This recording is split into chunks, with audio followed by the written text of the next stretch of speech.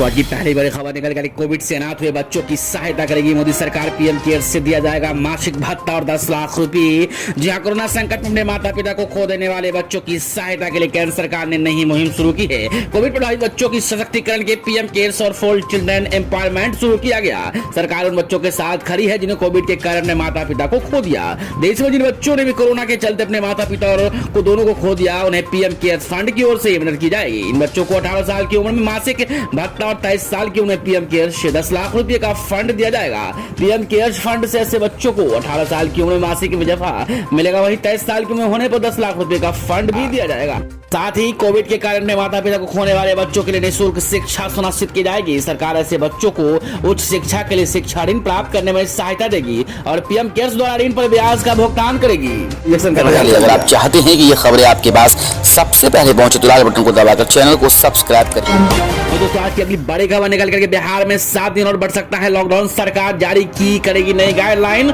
जी हां, बिहार में जारी लॉकडाउन में और इजाफा होने वाला है। नीतीश सरकार लॉकडाउन में 7 दिन और बढ़ा सकती है। इसके साथ ही इस बार लोगों को थोड़ी छूट मिल सकती है। संभावना जता रही है कि बता दें, कोरोना के बढ़ते संक्रमण को लेकर राज्य सरकार ने बीते 5 मई को लॉकडाउन लगाया था, जो अब तक जारी है। जानकारी अनुसार सीएम नीतीश कुमार ने इसे लेकर आज बैठक की थी और सभी जिलाधिकारियों की फीडबैक लिया। साथ ही मंत्रियों और प्रधान सचिवों ने लॉकडाउन को बढ़ाने के संबंध में अपने विचार रखे। सरकार का मानना है कि लॉकडाउन की अवधि बढ़ाने से कोरोना का आंकड़ा शून्य की तरफ किया जा सकता है। इसके साथ ही जानकारी सामने आई कि उसके मुताबिक इस बार के लॉकडाउन में किराना स्टोर के अलावा व्यापारी वर्ग को थोड़ी राहत दी जा सकती है। इसे लेकर सरकार नई गाइडलाइन जारी करेगी। बड़ी खबर निकल के आ रही कि मैंने नहीं, पीएम मोदी ने मुझे कराया था इंतजार। कोलकाता में प्रेस कॉन्फ्रेंस के दौरान ममता बनर्जी का आरोप।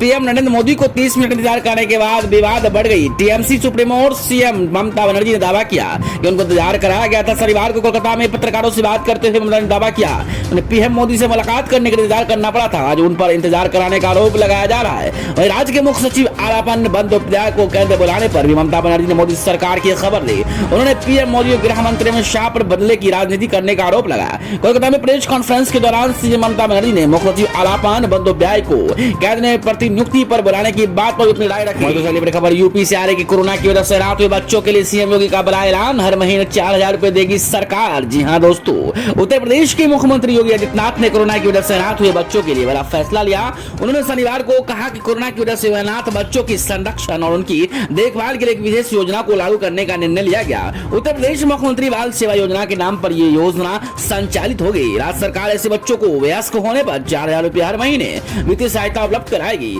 ये सहायता उनके कैरेक्टर को दिया जाएगा। 10 साल से कम आयु के ऐसे बच्चों जिनका कोई कैरेक्टर नहीं, उनके आवास की व्यवस्था बाल गृह में की जाएगी। इसका खर्च सरकार उठाएगी। बड़ी खबर निकल के बिहार में 6 महीने तक बढ़ सकता है पंचायत प्रतिनिधियों का कार्यकाल। अध्यादेश लाने की तैयारी में नीतीश सरकार।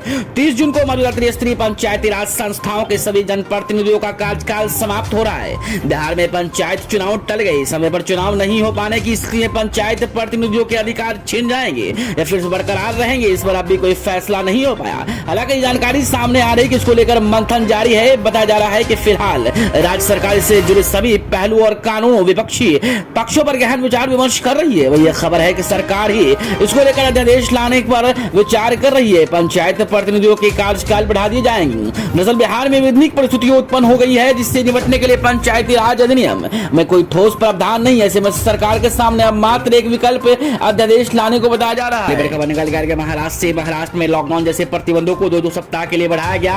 1 जून को जारी होंगे दिशा निर्देश। यहाँ राज्य में कोरोना वायरस की स्थिति की समीक्षा करने के बाद महाराष्ट्र सरकार ने शुक्रवार को 15 दिनों के लिए लॉकडाउन जैसे प्रतिबंधों को बढ़ा दिया। लेकिन 1 जून को दिशा निर्देशों का एक नया सेट जारी किया गया। इस बात की घोषणा शुक्रवार को महाराष्ट्र स्वास्थ्य मंत्री राजेश टोपे ने की। राज्य सरकार की ओर से कदम कैबिनेट द्वारा लागू की आवाजाही और व्यवसाय पर प्रतिबंध बढ़ाने का निर्णय के बाद आया।